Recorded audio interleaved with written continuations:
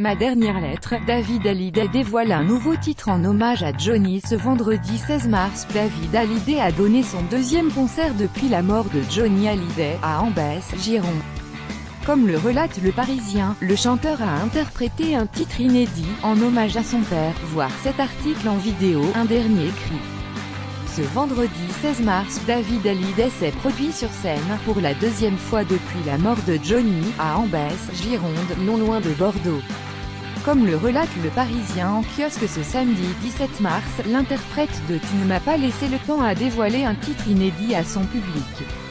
Cette chanson est un hommage à son père, décédé le 6 décembre dernier. Pour l'introduire, le chanteur de 51 ans a prononcé ces mots: « Je vais vous chanter une chanson que personne n'a jamais entendue et que j'ai envie de partager avec vous directement. Elle est très spéciale pour moi. Elle n'a que quelques jours. Elle a été composée avec mon ami Arnaud Santamaria, à Londres, pour mon père et pour vous. J'y ai mis tout ce que j'ai pu lire dans mon cœur et dans le sien. Elle s'appelle Ma dernière lettre, écrit le quotidien, citant l'artiste. » Sous l'émotion, les spectateurs sont restés sans voix. En février dernier, Sylvie Vartan avait confié aux Parisiens comment son fils avait appris la mort de Johnny Hallyday. Il a été averti par un médecin que son père était parti, il me l'a communiqué aussitôt. Je m'y attendais, Ella, avait-elle déclaré, citée par le journal. Par ailleurs, un proche du fils de Sylvie Vartan avait glissé que Laetitia Hallyday n'avait jamais téléphoné à David Hallyday et Laura Smet, la nuit du décès de son époux.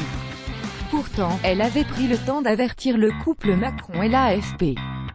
61 commentaires commentés. Partagez cet article partagé sur Facebook sur le même sujet. L'élu l'actualité closermac.fr dans votre boîte mail. Inscription newsletter. Vous êtes bien inscrit à la newsletter avec l'adresse. Je souhaite aussi recevoir les bons plans des partenaires du site conformément à la loi numéro 78 à 17 du 6 janvier 1978 relative à l'informatique, aux fichiers et aux libertés. Vous disposez d'un droit d'accès et de rectification des données à caractère personnel vous concernant. Pour l'exercer ou en savoir plus, cliquez ici.